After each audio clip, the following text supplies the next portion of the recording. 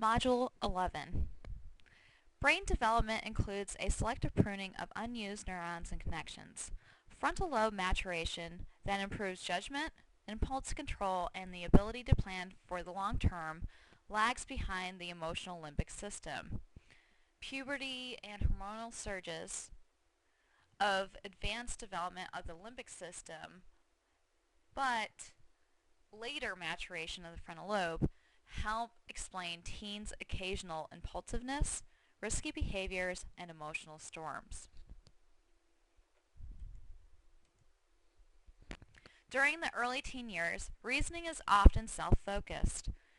Adolescents may think their private experiences are unique. Gradually, teens develop the capacity for what Piaget called formal operations, the capacity to reason abstractly.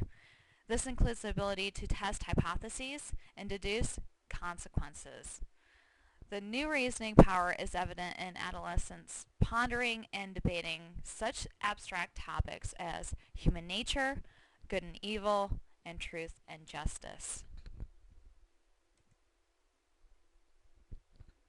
Lawrence Kohlberg contended that moral thinking likewise proceeds through a series of stages, from a pre-conventional morality of self-interest to a conventional morality that cares for others and upholds laws and rules, to, in some people, a post-conventional morality of agreed-upon rights and basic ethical principles. Kohlberg's critics argued that the post-conventional level is culturally limited, appearing mostly among people who prize individualism.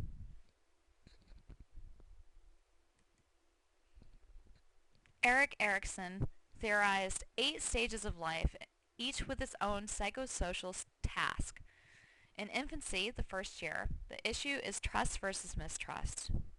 In toddlerhood, the second year, the challenge is autonomy versus shame and doubt. Preschoolers, age 3 to 5, learn initiative or guilt.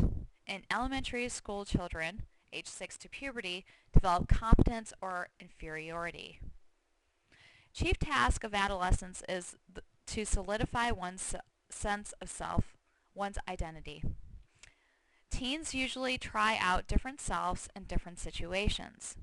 Often this role confusion gets resolved by a gradual reshaping of a self-definition that unifies the various selves into a consistent and comfortable sense of who one is. The part of our self-concept that comes from group membership is our social identity. In some cases, teens may form their identity early simply by taking on their parents' values and expectations. Others may adopt an identity defined in conformity with a particular peer group. Erikson believes that forging a clear and comfortable identity is a precondition for establishing close relationships. For young adults, 20s to early 40s, the issue is intimacy, the ability to form emotionally close relationships versus isolation. And for middle-aged adults, 40s to 60s, generativity versus stagnation. The challenge of late adulthood, late 60s and older, is integrity versus despair.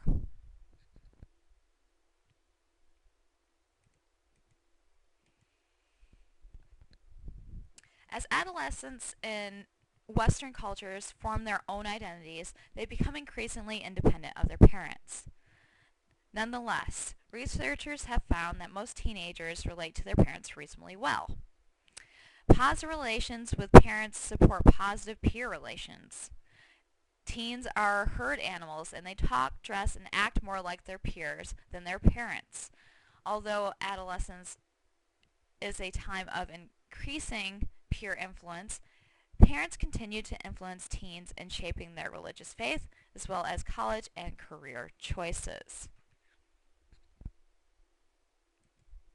Clearly, the graduation from adolescence to adulthood is now taking longer. In the United States, the average age at first marriage has increased for more than 4 years since 1960. The time from 18 to mid-20s is increasingly not yet settled phase of life called emerging adulthood, when many young people attend college or work but continue to live in their parents' home.